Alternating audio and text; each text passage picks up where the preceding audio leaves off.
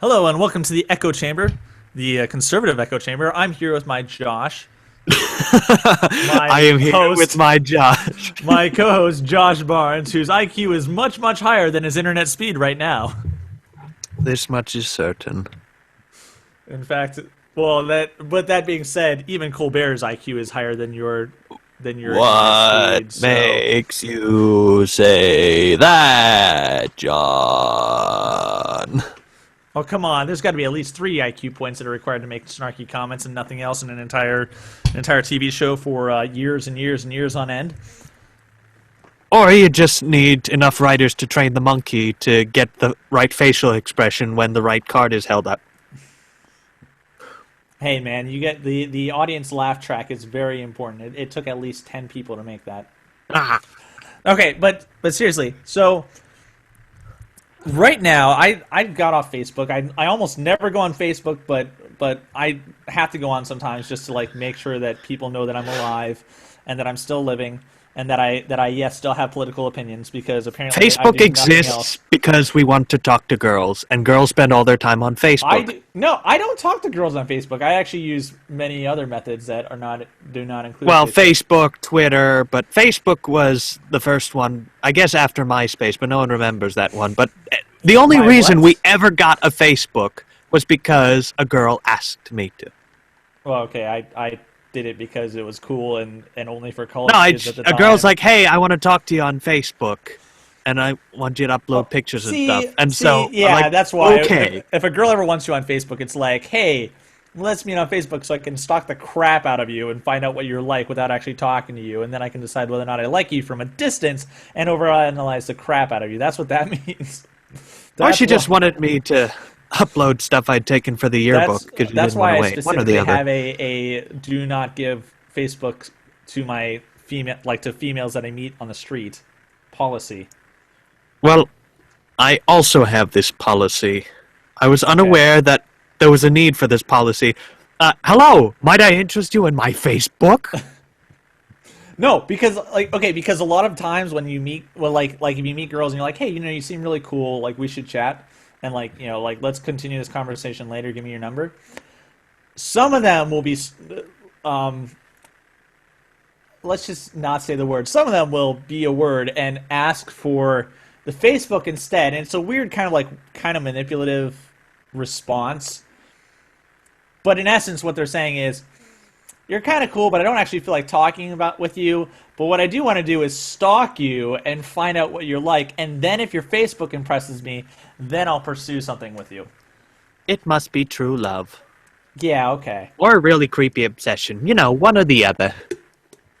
Facebook dating stalkers since 19 whatever the hell when it started. But the Pretty thing sure that it started in the 2000s, John. But this is the conservative echo chamber, and we're talking about politics. And so, one of the things that I've noticed is there's a guy that I follow on Facebook who does a lot of blogs about life fulfillment, about meeting people of the opposite gender, about people not the opposite sex, mind you, just the opposite gender. About relationships, all that kind of stuff. And he did an experiment, and I didn't find out that it was an experiment until like a full month later. For a full month, every Wednesday, he would post things about political topics, and he wouldn't just go out and spout his opinion. He would actually write what were to me very research like these are the statistics, these are the things, and he wouldn't even make any conclusions. He would just say this is the raw information of what's going on in the world today about different things about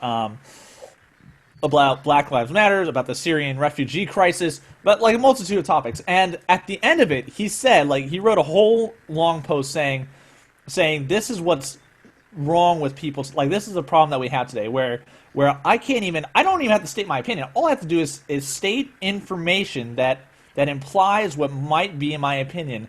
And I have people calling me, angry at me. I have people, unfriending me on Facebook.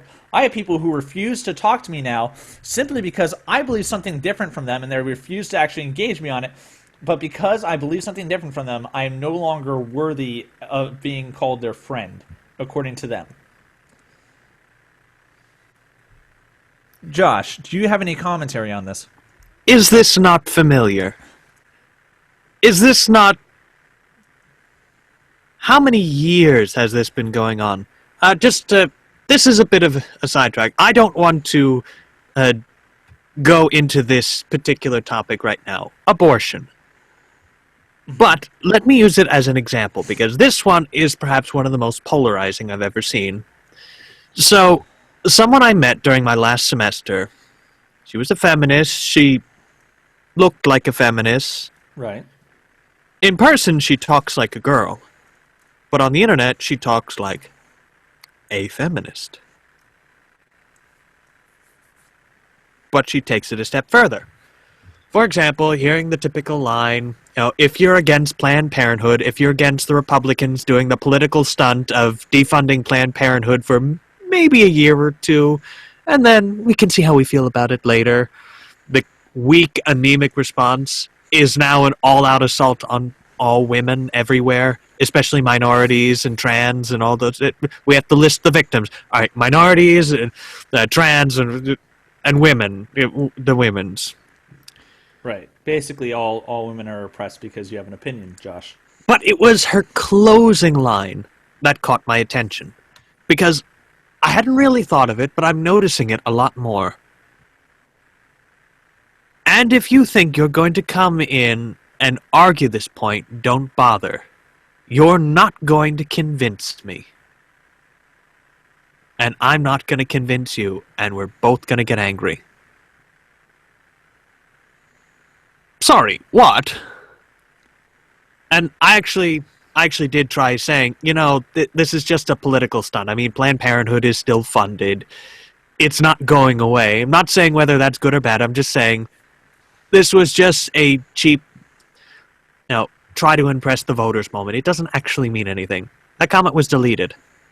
Gone. But it was the line, you're not going to convince me. Really now? You know this before we started talking. Now, I'm fairly certain you're not going to convince me, but that's not because I can't be convinced. It's because you continually try to convince me, and that is how I know. Just empirically, I have determined. It's because the arguments are so bad.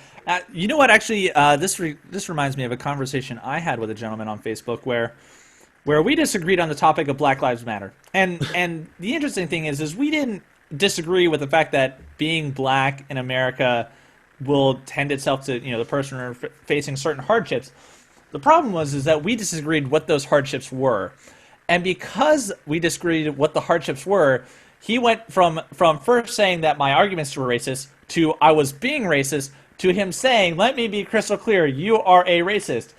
Which he qualified with, you may not have an ill intention towards black people in your body, but you are supporting the systems of oppression by which black people... By the way, apparently, just arguing a point is the same thing as supporting systems of oppression. Naturally. So as, in essence, what his point became, ultimately, which he refused to acknowledge, and afterwards, after he said, let me be clear, you are being racist, he then ended that whole long comment with, oh yeah, let's just cut it off here. And when I tried to reply, he started deleting my comments, which is okay. Look, whole decorum of the whole argument aside, don't call someone racist and then not allow them to respond. You are being a dick at that point. I don't care what side of the argument you're on. If you call someone a racist and then block them from responding, no, you're an asshole. That's what you are. Period. End of statement. But the interesting thing is, once his definition of racist came out, it's like, because you support X, which I claim to be the source of racism, what it essentially boils down to is, because you disagree with me on what ails black people, you are therefore racist. And you stating your opinion is you being racist. Which I was not aware that was a thing. Like, normally, it would be like, I hate those black people. That would be racist. Or all black people are really stupid because they're black. That would be racist. Not, hi, I disagree on what problems a black youth might face today as compared to 60 years ago. That's not racist. That's a statement about culture, specifically black culture, because, it's not a universal statement. It's actually a statement based on the culture that is loosely stereotyped with a skin color, because people of that skin color keep saying it's their culture, right? I'm not even using stereotypes that I created. It's stereotypes that people who tend to be of a different skin color than me have themselves created that I'm working with because of that. Actually, Josh, you know what else bugged me? This is to totally segue into something else, but you know the whole thing going on with conservative on Twitter. Actually, I don't know this one. Oh, you don't? Okay, so you know what a conservative is. If you don't know, you're gonna love this. Okay, so I don't so know do you this know what one. a cuck is? Uh, no, and due to the aforementioned bad internet, I thought you said something very different. No, And so no. if you could kindly go very slowly. Cuck, Cuck. Okay, when you say it slowly, it sounds worse. Okay, okay. Kook. Okay. Anyways. The point is, okay. So a cuck, which is Cuck, it's not a metaphor for penis. A cuck is a Noted. man who enjoys humiliation and gets sexual pleasure out of humiliation by watching another man have sex with his wife. And What? the man whose wife is getting screwed is called a cuck. It's also called cuckolding. Okay, so are you with me so far? I needed a trigger The, warning. the face of your mental scarring is a signal that we're on the right track. Okay, so now a cuckservative was created by certain conservatives who have decided that there are certain other conservatives who derive a strange pleasure out of watching conservatism being undermined by liberals and by progressives. Okay? And this is the slanderous word that they've used to apply to those people. Of course, as what happens in Twitter and any political fight, they just end up applying it to anyone they disagree with, but that aside, this has also become a race-based thing where if you do anything or say anything that is not, if you're white and you say stuff that doesn't help white people and you're not explicitly supporting white people, you are also called a conservative. So yes, Right. there's been somewhat of a rise in some level of like how you have pro blacks in black culture, you now have like pro whites, and it's kind of scary how similar, like literally if you just take the stuff that black people say that are pro black and just take the word black out and put in white, it's amazing. Okay, let me put it to you this way, right? We were talking about, there was a whole conversation going on about adoption. And there were pro-white individuals arguing, get this, arguing that for white parents to adopt a black child specifically, like to choose a child, to go out and adopt a child and say we want it to be black, is not okay because it is, quote, weird and, quote, not natural, unquote. Why? And they also said, you never see black adoptive parents doing this, adopting white children. I'm like, okay, well, whatever. But apparently, and they don't do it because it's unnatural. I'm sitting here going like, okay, look, man, you are making the exact argument that white people made in the 60s against interracial marriage. Johnny, don't date that black girl. It's weird. It's unnatural. And I'm sitting here going like, do you not understand how you sound? You are making the exact arguments that were made against interracial marriage, man. You are past the line of actual racism. Like we don't say you can't, because the thing is there as far as I understand, there's a larger percentage of black children who black babies that are born out of wedlock who are put up for adoption. And to recognize that and try to do at least your own personal part to ameliorate that, to try to cut down on that problem, in my mind, is a boon. But apparently, if you're white, you're being a conservative. You are betraying your race by raising a black child in a healthy home with a positive view between the masculinity and the femininity, with a nuclear family that's not ripped apart. Apparently, that's a bad thing now. I'm sitting here going, come on, guys. Like, look, I get somewhat the whole thing about What are we, immigration, Democrats now? What the but heck? seriously, like the Democrats got past this whole part like 60 years ago, man. You can't go. We started out ahead of the Democrats, and now you're like, now you're stopping and backing up so they can go past us. Don't do that, man. Don't do it. Even if they won't pass us, progressives, we don't want to get too close to them. Progressives always progressing ass first into the next century. Full speed ahead. I hear the cliff's nice this time of year. That's right. Well, you do get very nice breeze, especially as you go down. And I mean, like a very refreshing splash is at the end. If you're really into swimming, cliff diving, like a lemming, is not always the worst thing in the world. It's a very green way to go. Yes, very very good. Now I will say, okay, so immigration, right? You've heard about the Syrian refugee crisis. That's another one that yet another Facebook friend has been going on about incessantly. Now, okay. So I just want to state before we get into this topic fully, the thing that bugs me about these pro-white people is look, if you're gonna say that skin color matters, you can't then turn around and say your skin color matters, right? So, for example, people coming, when America was first founded, yes, it was white Europeans, but then we had the great, immigration era where you had Greeks, where you had Irish, where you had, all these different people coming in, and there were a whole bunch of racists who would say no, Irish need not apply, Italians need not apply, and those people were being, in part, they were being both culturalist and racist, right? My issue is color does not matter. I don't care if like 100 years in the future, everyone in America has mulatto skin. Okay, I don't care, right? If we all look like today's Israelis, I wouldn't care. But what does matter to me is that the culture remains the same, like the same attachment to freedom and independence, and people taking care of themselves and contributing to the society as a whole. That's what matters to me. Not that the skin color remain the same. I'm sorry, my position on the rainbow does not fucking matter. Josh. What terrifies me about this one is that it's not just the fringe left. Okay, it is just the fringe left. It's just the fringe left is a lot larger than we imagined it to be. The fringe right that is now parodying them, which is scary. It's scary. I don't want to look, man. I already have enough time. I have enough problem battling the people on the right who have turned into leftists. I don't need into the moderate leftists. Now I'm having to worry about people on the right who have turned into extreme leftists. It literally, I'm sitting here. I'm a conservative libertarian. I'm like, come on, guys. Where is your reason? I'm sitting here. If I can get along with them, you all should be able to get along with conservatism. I'm just saying, I'm sitting here saying, look, you call yourself a conservative. Why are you arguing like a liberal? And they don't have an answer because that's what there's never an excuse for arguing like a far left progressive.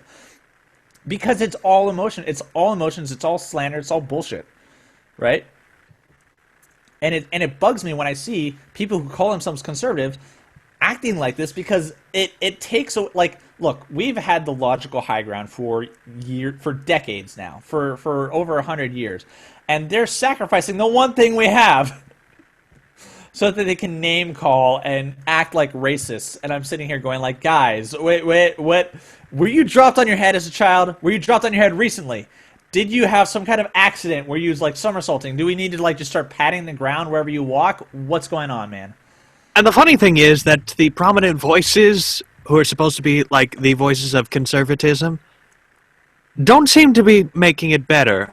I can't speak for Rush Limbaugh or any of the others, but for example, we remember a little over a week ago Glenn Beck inserting himself into the new face of conservatism. Maybe Tea Partiers, who aren't actually Tea Partiers, they're not real Tea Partiers because they disagreed with me, and actually they might be racist. Yeah, apparently it's now racist to vote for Trump, which, okay, look, Trump is very bad at phrasing stuff off the cuff. And by the way, I'm not even pro-Trump. At this point, I'm just not anti-Trump, okay? But with the stuff that he commented about Latinos, about the Mexican immigrants who aren't even all I think it's 60% of them aren't even Mexicans at this point. They're coming from further south than Mexico. Look, he is right when he states that a larger percentage than normal, an abnormally large percentage of people coming over the border are people who are criminals, who are felons, who go on to commit a larger percentage. And the fact that so many of them are the federal prison system now has so many immigrants in it who are specifically from South America kind of speaks to that. It's not like they just suddenly started showing up and going, oh yeah, can I go in prison now? No, and the fact that over 50% of people who are first wave immigrants are on welfare right now, and by the way, I think the fact that 30 some percent of Native Americans are not Indian Native Americans, but you know what the fuck I mean, white people, white people, like 30% of them are also on welfare. I think that's shameful. But the fact that there are people coming into the country for the specific purpose of getting on welfare, because when it's 50%, it's not an accident. It's not an accident, especially when you have discoveries. What was it, like a couple years ago? They discovered that the Mexican government was actually printing out pamphlets describing to Mexican immigrants who are going, or for them, immigrants who are heading north, like this is what you say when you're north of the border in order to get amnesty, or in order to get asylum, in order to not get deported back. These are the specific words you say in order to get, these are the things you do to get welfare. Which is I'm not mass even conspiracy worse here, but like this is a conspiracy. Like these are the very specific pieces of evidence. It's even worse than a lot of us realize. Victor Davis Hanson actually mentioned this in one of his lectures, and I think he mentioned it in his book Mexifornia, how we tried to accommodate all this by having things in both English and Spanish, and he noticed in his particular district this was causing problems because a lot of the people coming up didn't speak a word of Spanish. They were from some of the indigenous tribes from the area, and they didn't speak a word of Spanish. But when they crossed the border, they're like, oh, look, Mexicans! Hola! Me llamo Julius? Raul. I'm Raul. Raul. Seriously, okay. So the other immigrant crisis that we have right now, the Syrian immigrant crisis, the Syrian refugee crisis. Oh my God. Word. Okay, so this is the one part that confuses, that I'm not sure, because this is such an unnatural number, right? So according to the United Nations, let me pull this up here. The United Nations High Commissioner for Refugees has determined, and you can actually double check this by looking at all the photos of refugees coming into both Germany and into other countries. 75% of the refugees are men, and not just like from age 5 all the way up to 70, like men in our age range, like between like 15 and 30 or 35, like fighting age men, which is confusing to me, because it's normally here's the two sides of it, right? On the one hand, normally the whole phrase of like save the women and children first, kind of like, not to be a misogynist or anything, but normally people who have some decent respect for women and children kind of realize that they're not as good at fighting civil wars as like men are. So why is it that the only men who are capable of, the only people in the population, the portion of the population that is most suited for fighting a civil war, is fleeing the civil war, and they're undoubtedly leaving behind their sisters, wives, and mothers and children? What is going on? Because either you have a huge degree of selfishness going on, in which case I'm not a fan of that. That kind of is a problem with me. Or the other more troubling implications is either there is some kind of flaw or some kind of indicative about the culture of the people that are coming over, which I don't care for, or there's some kind of like intent behind them coming over besides just fleeing the war. What do you think, Josh? It gets more complicated when you look at their strange behavior. What do they do when they get to their destination? People say, oh no, refugees, here, have some food. And they destroy it. Yeah, no, there is actual video of them openly destroying, refusing food from, I believe it was French police and German. Anyways, one of the United Nations countries, like, there's video of them seeing, the people giving them food and them taking it and just throwing whole like 24 packs of water bottles onto the train tracks and destroying them. And I hear water is important for survival. I've yet to test it, but I've heard it's pretty good to have. But like, never leave home without it. These people aren't acting like refugees. All right. And then there was a video that surfaced recently, and I believe it happened in London, where a Syrian immigrant, a Muslim Syrian immigrant, and you can find this video. It's either on YouTube. I saw it on a conservative website where they pulled this up. and it shows a Muslim man approaching a woman who had a sleeveless shirt, called her a slut, and then a woman that he didn't know, just saw a woman who was dressed somewhat scantily clad, comes up, slaps her across the face, like fully, like all the way from back here, just like wham, smacks her in the face, sending her back like 3 feet. She like kind of half recovers. He goes to slap her again, and she kind of like tries to wail at him with her purse, misses, and then he slugs her and knocks her out, right? And he's with a group of like 3 other guys, and one of the other guys comes over and like kicks her, like full wind up, kicks her twice in the back of the spine while she's laying on the ground unconscious, her head having like almost smacked off against the concrete sidewalk side. Now, I'm not going to say that this is indicative of every Syrian immigrant that comes in, but these guys came from a culture where that kind of stuff is clearly not stigmatized enough for him to go into a country where people are taking care of him and then just attack a woman based on the fact that she's dressed more scantily than he likes. Like, there's an incredible amount of entitlement that goes into someone being willing to do that. Because even if you disagree with it, right?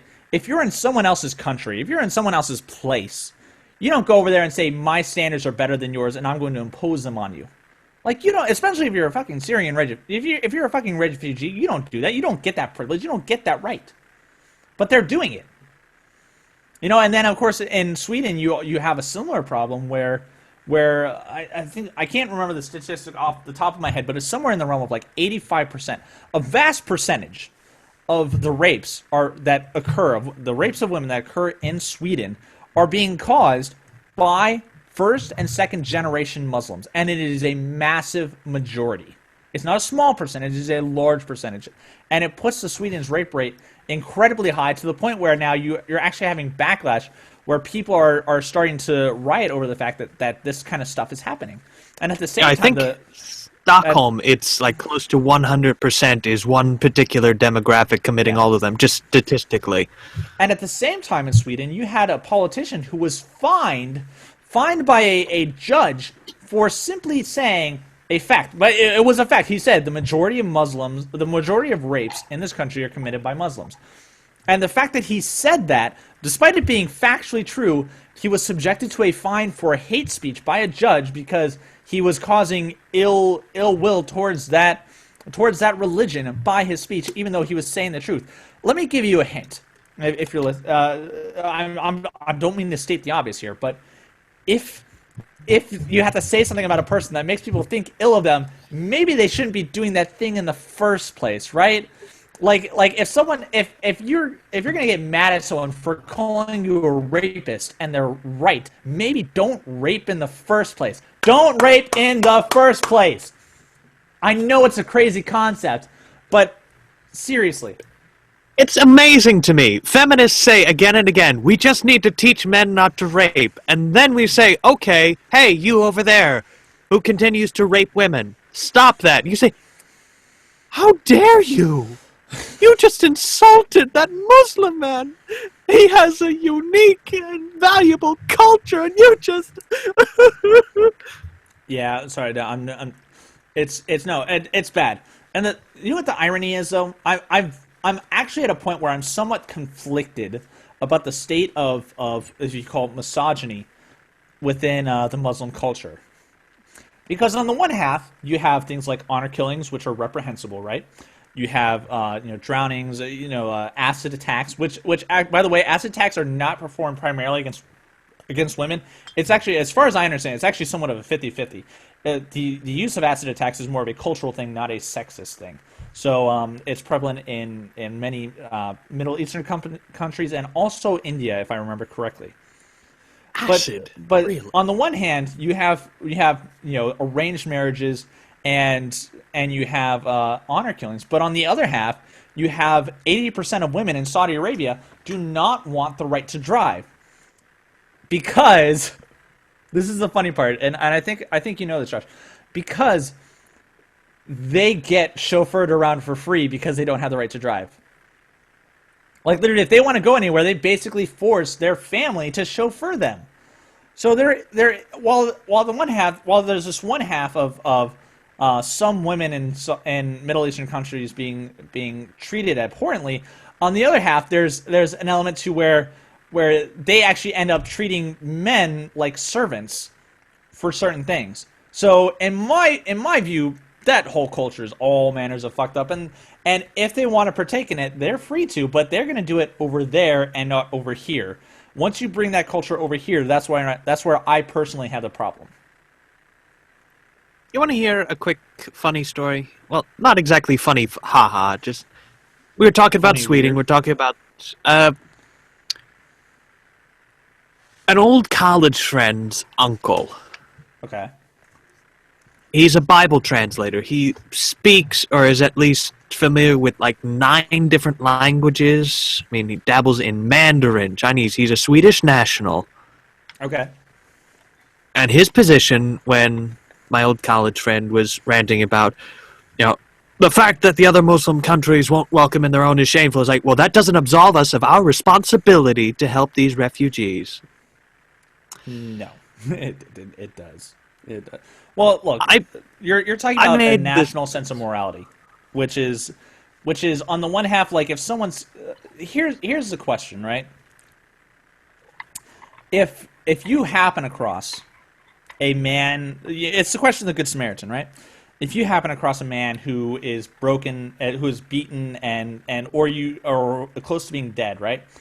And you have the opportunity to save him, and you choose not to save him, then you're morally obligated to save a man that no one else can save, and you become culpable for, at least in part, for his death, not for causing it, but for not saving him.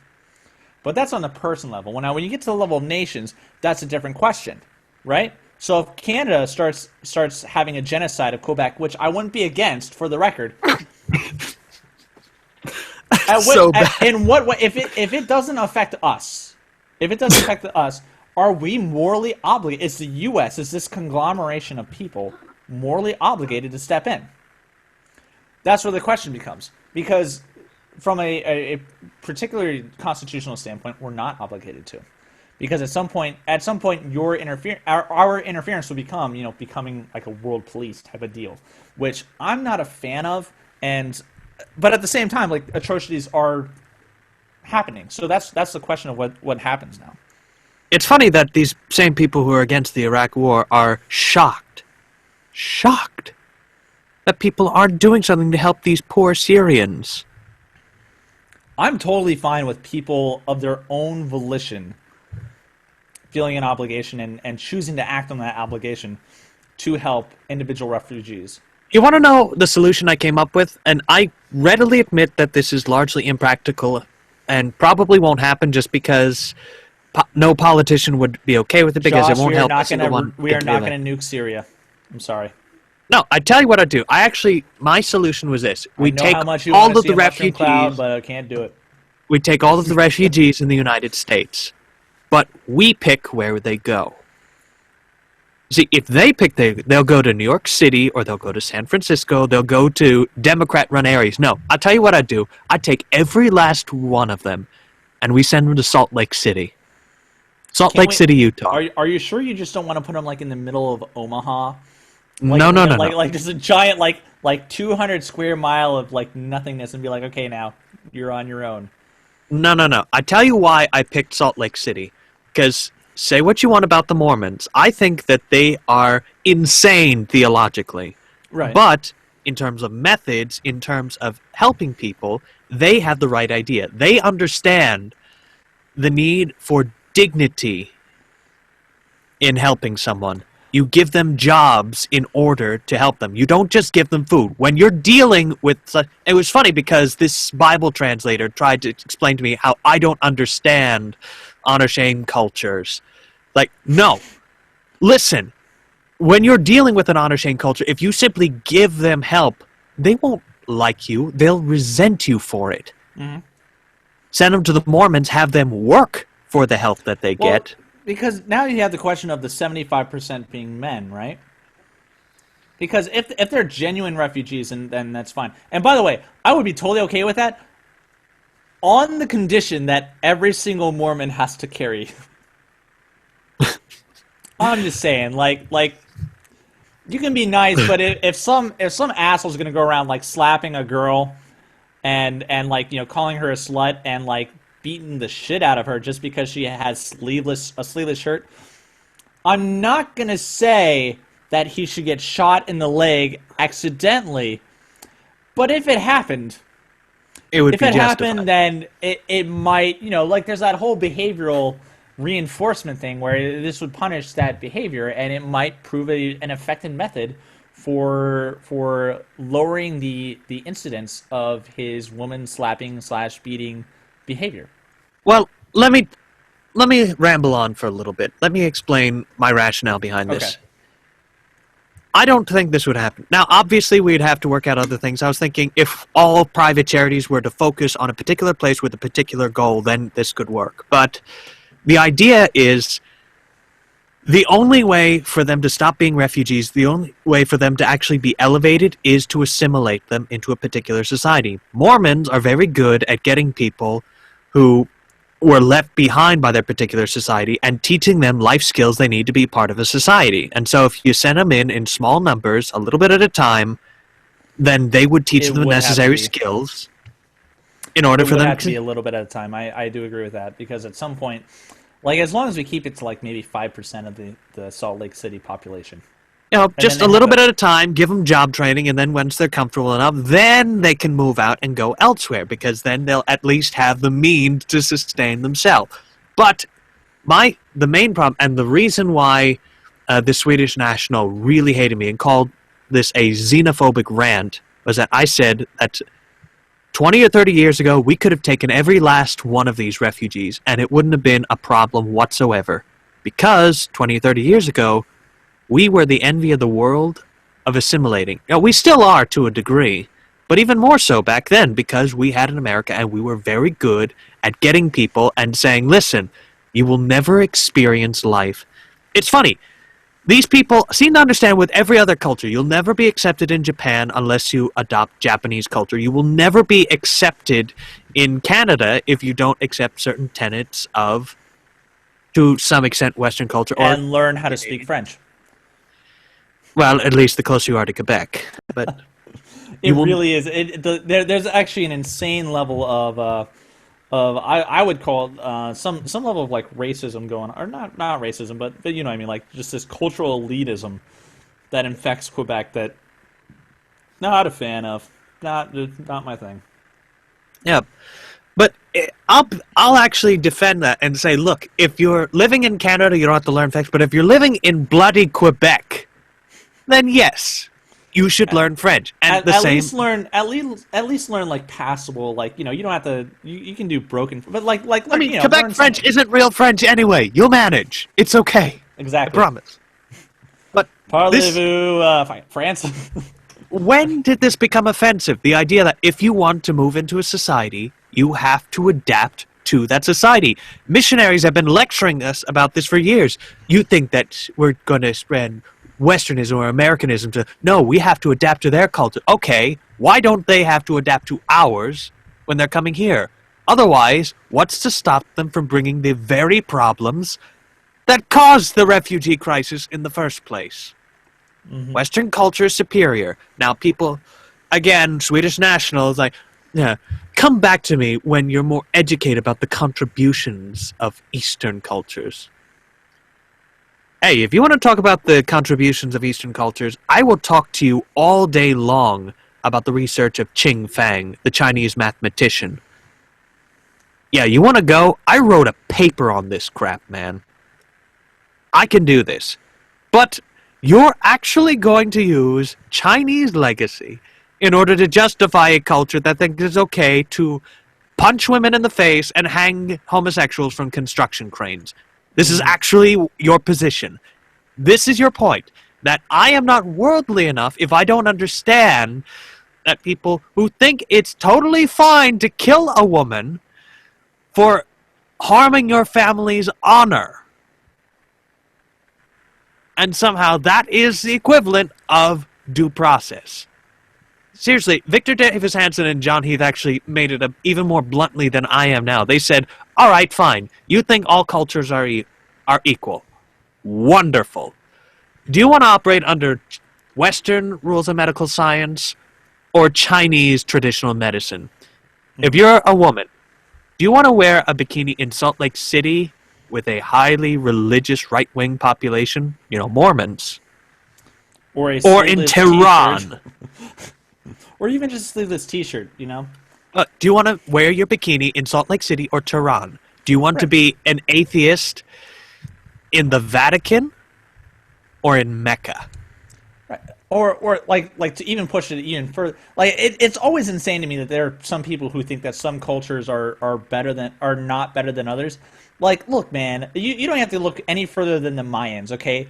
The Mayans went on mass genocidal killing sprees, would take thousands of I slaves think you mean back the to their. Aztecs. but- Sorry, the Aztecs. My bad. The Aztecs would go on these mass killing Mayans weren't sprees great either, but continue. and then capture hundreds, if not thousands, of slaves and sacrifice them at their temple. Okay, in terms of bloody carnage, there's very few. Ripping the beating heart out. I shudder to think of what would have happened if the Aztecs had developed like biochemical or biological warfare, or had, heaven forbid, gotten access to the nuke. There would not be an Earth, and I mean like the Earth itself would not be any. There would be like a tiny chunk of dirt left over, and it would just have like just the Mayan temple, and everything would be dead on top of it. That's what would have happened. Right? Or how about, for example, just a big fat what if, Nazi Germany. I've heard that was a pretty shitty place to be. But no, apparently all culture is even. Apparently, freedom and independence is not incomparable to kill all the Jews and also all the gypsies and also all the black people and basically anyone else who Disabled, doesn't have blonde hair and blue eyes, and homosexuals. let's conquer the world. And also, I mean, Communists. look, Hitler's Germany is the reason why why Islam got its kick back into its fundamentalist roots. Prior to World War II, Islam was actually somewhat tame. It was actually kind of like on track with the rest of the world. But one of the mullahs allied with Hitler during World War II, and there was a huge trade of information where basically Nazi Germany basically created radical Islamicists and taught them modern torture and interrogation and propaganda techniques.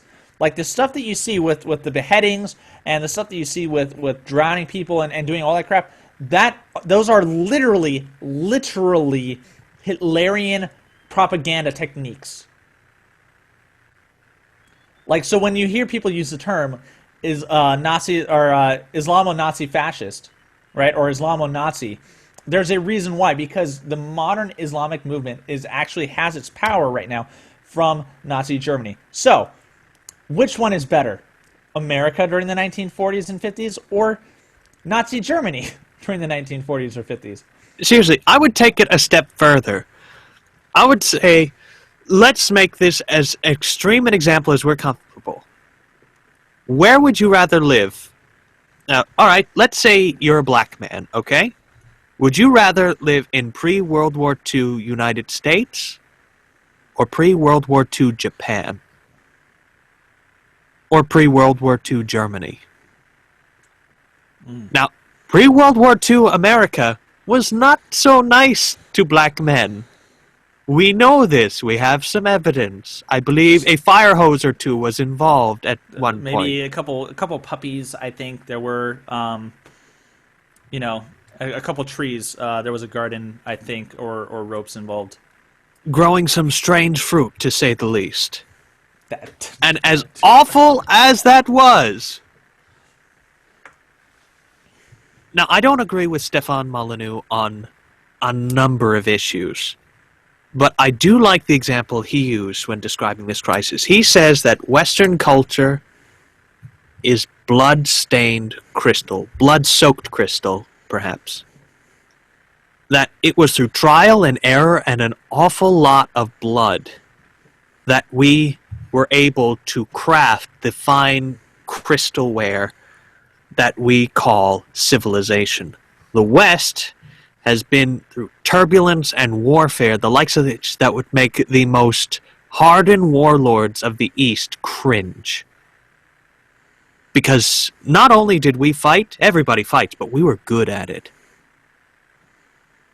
And so we learned the extent of human awfulness. And because of that, we decided we didn't like it. We got bored with being the ultimate evil, and so we decided to explore our other options. Hey, Bob. What's that, Frank? You know, betting people's getting so boring today. Yeah, you know you're right. Yeah. I just don't get the same joy out of it.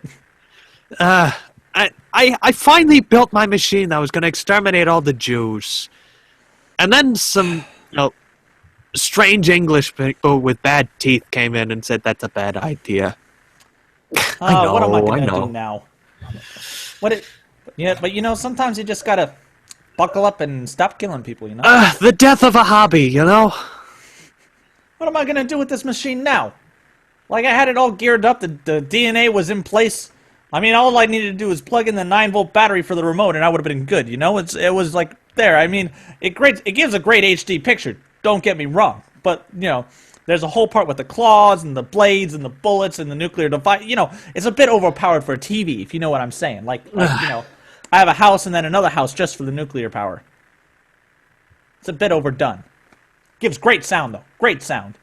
And I mean, the best. you can't even see the pixels. It is great. You should come over for a movie and we'll watch a movie. We'll watch Schindler's List. Why not? All right. It's like butter. Smooth like butter. Like butter. But yeah, the Western civilization is without a doubt superior. I mean, we came up with most of the tech, like air conditioning and the internet, cars. Seriously, it's funny. Victor Davis Hanson actually goes, and it's funny how when he gets into the zone, normally he's very soft-spoken, but when he gets into it, he says, the Chinese basically have stolen every major technological innovation from the West. Why isn't there a uniquely Chinese missile? It's not that they're not willing to go with their own technology. Asian toilets, for example, they're squat toilets. It's a very different design. So it's not like they're incapable of coming up with other designs over there. So why is it that they always seem to, when we're talking about weapons technology, when we're talking about military, when we're talking about how to gain and maintain influence, why is it always, always, always the Western design? Mm-hmm. Yeah. By the way, the whole thing, the toilet with the 3 seashells, still don't understand how that works.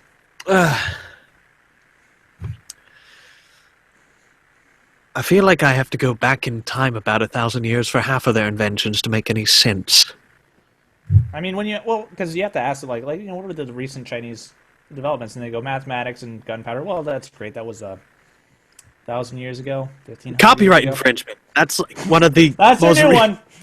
That's a new one. Well, the whole thing with Segway just threw me for a loop. That was just the funniest thing ever. Like the company Segway tried to sue the company in China, which was basically making Segways but without copyright permission. And instead of fighting the lawsuit, that company just bought out Segway. Just bought because if you're in the Chinese market, you have 2.2 billion customers versus in America where you only have 300 maybe 380 now. So you have a much bigger market. You can be a lot more successful. I would not mind actually doing the stuff that I do, bringing products to China. But the problem is you basically have to bribe your way around, and then then it comes back. Oh, this guy's bribing people in China. Well, yes, but it's not like that, man. It's not. I don't do that in America because in America we actually have law. In China, there's a China guy would be who's in charge of awesome another guy if it who's weren't in for the charge of Chinese another guy. government. Basically, Hong Kong. Hong Kong is fabulous. And then the rest of it is little dorky. It's not quite what I would call the professional way of doing it. It's a bit run down, a bit fascist. It's a bit like Hitler.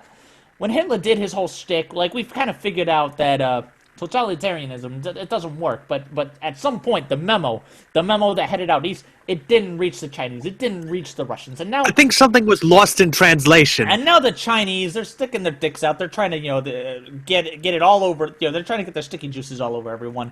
You've got Chinese warships up in Alaska trying to get close to the Alaskan coast, and it's 14 miles away. And then you have Russia now. Russia now has 2 extra new bases in Syria. Russia's trying to recreate old Ukraine or the old USSR, right? But the old USSR, like, it collapsed, man. Like communism is dead. It's dead. Okay, there are some hippies in America who think it'll work. It's not. It's dead. Okay, the USSR, it crumbled. Even when all the newspapers Useless. it was Useless. exactly, that is a perfect word. It was useless. It did nothing. You know what the interesting thing is communism so thoroughly punishes success, right? That when Russia went in and implemented communism and said, the people who are being successful, it has nothing to do with their skill. It must be because they're just trying to cheat other people, right? And so they go and they kill all the people. They kill all the good, like the trains in Russia never ran properly after communism came in to be. You know why? Because they killed all the good engineers and left the slightly worse engineers, and then those people, they were still doing better than everyone else because they at least had some knowledge. And so the Russians killed them. And so after a while, you're following me here. All the good engineers in the train industry were dead. They were dead, not because they were being greedy, not because they were being selfish or something. They were too busy being dead.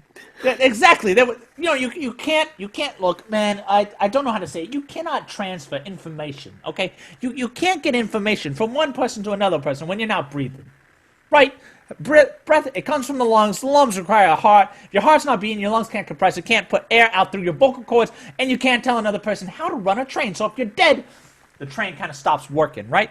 And so you have that. You have the mass starvation, and then you have who's that guy up in China, the guy who tried communism and it didn't work. Oh, Mao Zedong. Mao Zedong. Man. 50, 100 million people die of starvation. You think after the first million, you think after the first 100,000, It should have been a clue. A little bit of a leeway. We'll give him a little leeway. You think after the first 100,000, he'd be like, maybe this is a bad idea. Maybe we let them have their freedom and let them do what they want to do. Oh, But it's no. worse than that. It's worse than that because the only reason Chinese communists won is because that during World War II, when the Japanese were coming in, The like Japanese, I get you. the nationalists, like, It's a good joke. crap. We got Japanese everywhere. Let's get them. The communists wait for the nationalists to attack the Japanese, wait till they're weak and say, all right, we got you. We got you good.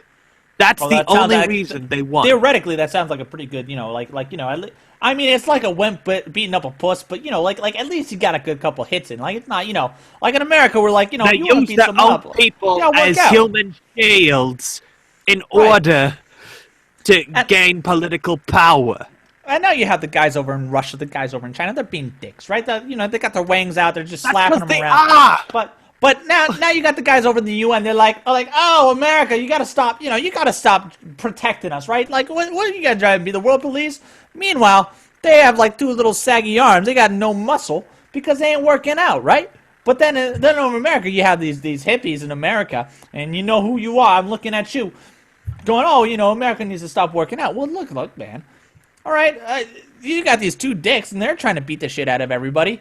Why don't you go and yell at them first? We're not even being mean, right? Like some guy knocks down our towers, and we put a good 1-2 back. But it's not like we're sitting there taking all their oil, right? We go in Iraq, we go and knock the shit out of Saddam Hussein, right? He had fucking rape rooms going on. I've heard raping women is bad, so that's a good thing, right? And he's in violation of. taught me that, yeah? He was violation of UN treaty for over 14 years, and we could have invaded by that. But, we waited until he basically kicked us in the balls, two big, tall balls. For crying out loud, we could have gone Hiroshima on day 2. We could did. have. We don't even need 2 balls. We only need 1, right? But no, you go in and we tear down his rape rooms. We find out that he has 5,000 nuclear, 5,000 chemical weapons, and then we have U.S. troops that are getting hurt from exposure to sarin and mustard gas, right?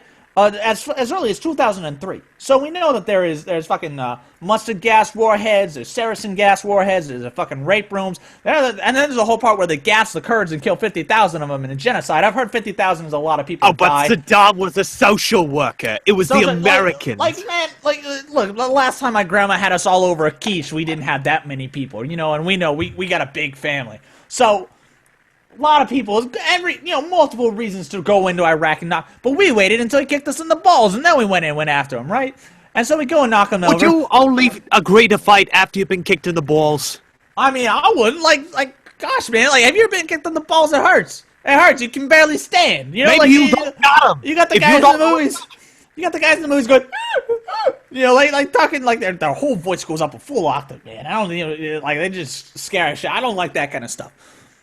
But we go over, we knock, we put them on the kibbutzes, and then we have their oil there. We sit there. We could have taken it all. You only need a couple troops. It's not like you're invading the cities to take over the oil. It's like they're all over, like way over away from the cities. Like you need like a tanker and a couple platoons to guard it. But no. What do? We say no. Leave the oil. Take the cannolis. Right, we take the cannolis, we get the oil way back to the government, right? And here's the thing, like they could have been gratitude, they could have shown us gratitude, they could have come back and given us the oil or given it, contracted out to American companies. At least give us a discount. They don't own a contract with an American company until 2011, a full decade later, okay? Now, I don't know about you, but if I was an imperialist, right?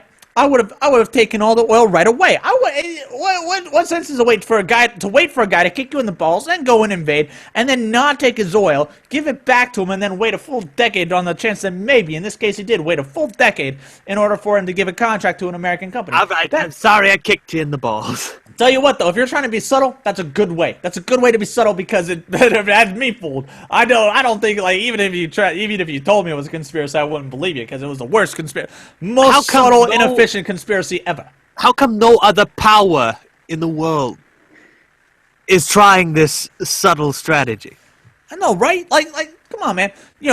Great Britain, right? It decides to take over the world. A quarter of the world goes under its control. And it's not like someone like backed them down. They eventually just vote, oh, we want Little Britain, right? America, we say, oh, we want to be great, right? But we don't want to be a dick to anyone. We don't want to be like, a jerk to anyone. Nah, we're good. We're good, right? So we wait, and this is how it goes, right? Americans are like, we want to, we're going to be great, but you guys, you do your own thing, right? So World War II starts, and what do? Right, we see Japan's doing stuff, there's an embargo, but it's not really an embargo. What happens? Even though there's warnings that there might be an attack, we said, well, maybe not, they're talking about peace. We get kicked in the balls, right? We get kicked in the balls, what do? We unleash thousands of, after we start, island hopping and invading, we wait, okay, when we put down thousands, tens of thousands of pamphlets saying, hey, Japanese people, look, we understand there is an emperor, he's being kind of a meanie to you, he's kind of like controlling you guys. Look, we like you. We're going to bomb 2 of your cities to make a point, so that they understand that we mean business, right? But we don't want you to get killed, all right? So here's a list of cities, maybe 2 of them maybe are going to be bombed. We ain't going to tell you which 2 of them, but get your friends, hide your family, hide your wife, hide your kids, because we bomb in 2 of these cities, right? Right? We give them a whole fucking week, man. It's not a little bit, it's a lot of time. And then what do? We follow up, right? And we boom, 2 cities down like that. I think it was like 1 day and then 3 days later. Anyways, we waited. We gave them a chance, right? You done? Right, like we gave them a roundhouse, and we said, hey, we weren't kidding, that roundhouse hurt, right? And they're like, yeah, but we're still going to fight. I'm like, okay, we're going to give you another roundhouse. Boom, we get them with another roundhouse, right? Finally, like 2 weeks later, until... Now, here's the crazy thing, though, right? The Emperor, he wants to go and surrender to the U.S., He wants to make a deal. Okay. But what happens, right?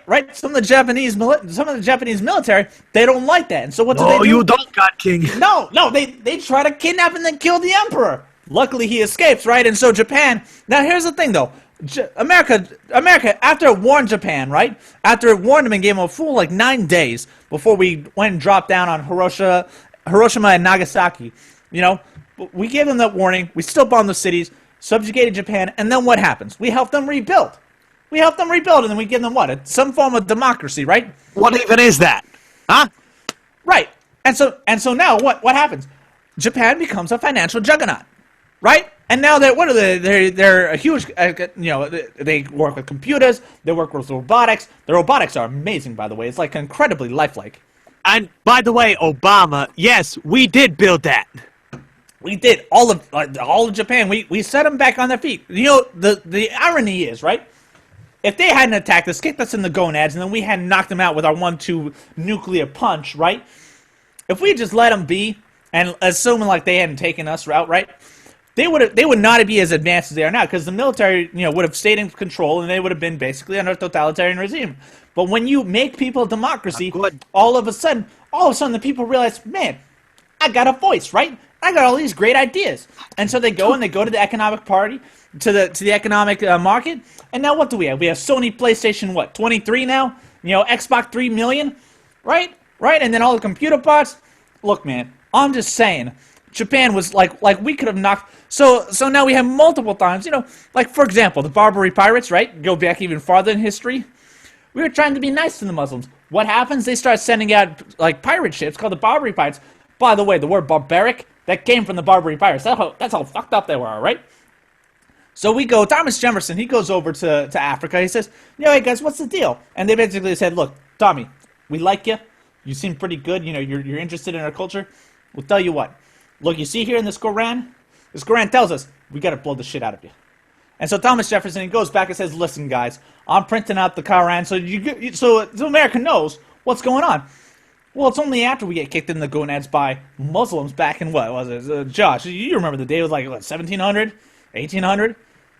It was close to 1800s, because, Jefferson president elected 1800, and after how many stolen villages, a pretty good book, A Stolen Village, talks about, the Barbary slave trade. They're slavers! They're slavers, John. When you are so extreme in your evil that you commit, when they have to create a whole new word, right? A whole new word just to describe you, and they base it off your name. If you're a Barbary pirate and they create the word barbaric to describe just how degenerate you are, you're doing something wrong.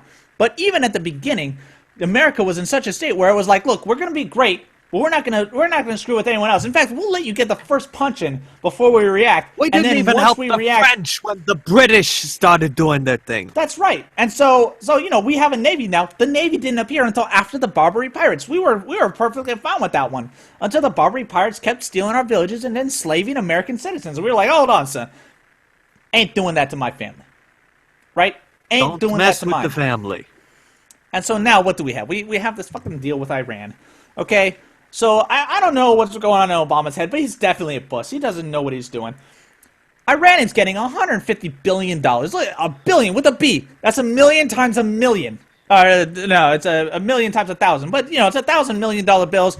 That's like if you're a millionaire, 1,000. It's like if you and every single person in your school, if you had a big school, with 1,000 kids, every single one of them becoming a millionaire, right? And then another half a school.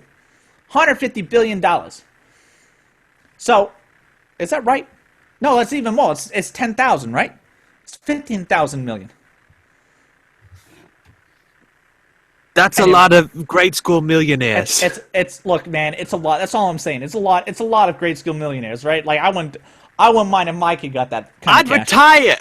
So if I had a tenth of that.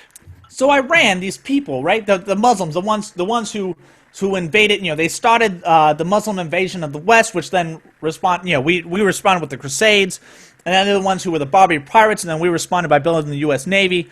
They're the ones that they bombed the two towers, and then and having the rape rooms and bombing the gassing the Kurds, and then we responded by basically beating the shit out of Iraq and then installing a democracy. So now Iran, 3 weeks, new record. Iran, whose stated goal is they want to destroy America, and they call America the Great Satan, which great compliment, by the way, asshole.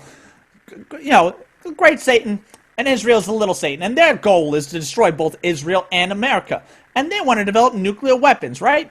And what's Obama say? Oh, that's cute pillow talk. Right, yeah, exactly. So in order to just talk with them, Iran's got 4 American hostages. Now, my thinking is, this guy's being a dick. He's being a jerk, and he's got 4 members of my family held hostage, right? So if we want to even talk, if they want even the possibility of getting anywhere, my thinking is maybe they should give back my family. Otherwise, I'm going to beat the shit out of them, right? That's how I think. But no, Obama, instead of going that way, he doesn't even care about the 4 Americans. He doesn't give a shit. Instead, he's saying, you know what, Iranians, I want to give you $150 billion. Do you know what kind of a car I could buy with $150 billion? I could buy a nice car. I could buy like a Lexus, man. I could buy like a nice, like a little yacht. Nah, screw that, man. I'm buying a Tesla. I could buy a tank made of gold. Okay, you don't even like. Gold-plated Tesla tank. Like I would make all the rappers on K Street. Where would they go? Orange County. Anyway, wherever the look, man. If there was a rapper, I would make them jealous with my solid gold tank, all right? And it would roll and it would destroy them and their bling, right? Anyways, so instead of Iran being the ones who want to commit evil and having a chant, their army has a chant of death to America, right? We don't say death to Iran. We don't say death to Iraq. What a cute jingle you guys have. It is cute. It's very cute. It's like the kind of cute like right before you sock someone and you see like the look on their face like the and it makes you warm inside, right? But Obama's giving them $150 billion. What's the sense in that? What's the sense in that? It's like look, man, it's like some guy beats the shit out of you and then he says he wants to do it again and you're like, no, let's talk about that. Here's an ice cream cone. It's gonna take the ice cream cone and shove it back in your face. Like, sir, like, look, man. Okay, if I have enough money to make a solid gold tank, right? If I have enough money for a solid gold tank, I'm pretty sure I have enough to buy a nuclear weapon, right? North Korea is not that far away. You get a nuke from North Korea, and you're set, right? And now you got Russia. Trade it for food. Russia, I mean, come on. Russia's now getting cozy with the Syrians, right? Russia has had there's this whole proxy thing, Russia's got its little puppet going after the U.S. and U.S. used to have its puppets going after Russia. That's kind of like wasn't it U.S. versus China in the Vietnam War, right? Or China, U.S. versus Russia. Anyways, the Vietnam War is a whole fucking puppet thing going on, and now Russia's coming up in Syria. Who's to say that a Russian nuke doesn't somehow magically make it over to Iran, and $15 billion doesn't suddenly make it into the Russia coffers? Russia could use some money. It's got a bad economy right now. But they ain't thinking about this, right? They ain't even thinking about the 4 Americans. No. We got to give them some money in order for us to get them to promise not to make nukes, except that we can't even inspect to make sure that they're not lying. Like, what kind of a deal is that? What kind of deal like that? You know what? Let's sweeten up the deal now. I'm gonna take my hand. I'm just gonna stuck it in this meat blender just to make it sweeter because apparently that's not good enough to them. Man. Now I don't want you pulling a gun on me. Now I'm gonna give you the gun, but don't you point at me. Don't you do it. I'm just saying, man. I'm gonna give you the bullets. Watching Obama act like a puss almost makes me ashamed to call myself American. It's just, the reason I'm not American. Don't be embarrassed. The reason why I'm not ashamed. The reason why I'm not ashamed to call myself American is because America is not defined by Obama. America is defined by its people, right? But I am ashamed to call him my president because that means that a certain percentage of people thought he was a good idea. Now he lied. Okay, he lied, right? But at the same time, I was calling this I would debate people, right? When I was in college, it was back in 2004. Obama's getting his little thing going, or sorry, 2008. Obama's getting his little thing going on. He's doing his campaign, and I'm talking with people. I'm like, hey, you like Obama? Why you like Obama? And they're like, oh, he's really great. Well, that's great. Well, can you tell me anything else? What else is good about Obama? What's his foreign policy? Okay, well, you don't know his foreign policy. Let me explain his foreign policy to you. This is his foreign policy. He doesn't really have one, but it seems to be based on appeasement and apologizing to the people. Not the people of America, mind you. The people of other countries who have rightfully wronged us. And this will go on for every single... Because they didn't know the guy. They didn't know him. I'm sitting there going, this guy seems like an airhead. Obama seems like an airhead. And now, 6 years later, what is he? You tell me, Josh. Useless. Grade A. Useless. You are USDA dead meat. Hold on. If we're talking Obama, we have to bow while we do it. Just Obama. Right? Where's the foreign dignitary? I need to bow before him. That's right. No, maybe Obama should be bowing to us because we got the Italian accents. We can just tell him. We're not from Brooklyn. Okay, we're actually from Italy. Just with a Brooklyn accent, a really bad Brooklyn. And he's gotta do his thing. Look, man. Obama, I don't know how to tell you, this is a little awkward, but in order for you to bow to me properly and respect my culture, you need to be down on your knees. I'm not going to finish the joke. You know where that goes. Oh, I needed a trigger warning for that. Okay. I'm just saying, look, man, it's not good for much else, okay? What is it good for? It can't deal with Iran. I mean, look, I'm not a Trump fan, right? I'm not a Trump fan. But you know what? I could see Trump actually dealing with Iran. He'd actually, he has this whole book. I could see Trump buying. I ain't read it. I would be very pleasant. I would look. Let's put everything aside. How great would it be for Obama's going up and doing his speech where he's saying his farewell address, and then right in the middle of it, right in the middle of his speech where he's like starting to wrap up, right, like his mic just cuts out, and then the lights go over, and then you see Trump on the other side with the like he's the new president, and he says, "Mr. President, you're fired." How great would that be? Okay, like a little bit unprofessional, mind you, but oh my It would be gosh. Trump. Exactly. It would be Trump. How could you beat that? How could you beat that? If only. If If only. So Josh, this has been the half Brooklyn side of the conservative. Look, man, I'm just saying, I ain't been drinking, but sometimes when I get tired, it sounds like this. What else have you got to say for the conservative echo chamber before we wrap it up? My words don't know what they're saying. It's essentially how it goes. I will say this. Okay, attention internet. You don't like Trump. Peachy. Great. Could you let it go? You are the reason people like him. I wanted Cruz. Cruz, he's I'm good fine. people. Well, you know what? Cruz I'm is holding good. up. I'm holding out hope for Cruz. Like, look, man. We talked about our favorite thing. I'm holding out hope for Cruz because he seems to be the strongest, most professional of the bunch, right? I take Carson. Fiorina. She's good people. She's decent. She's decent. She's not like I wouldn't kick her out of my house, mind you. But I wouldn't invite her over either. But look. Can we at least agree? Can we at least agree that Trump needs a new hairstylist? He needs new hair, but Look, that's entirely. Look, I understand. I got the whole thinning hair thing too. But look, man.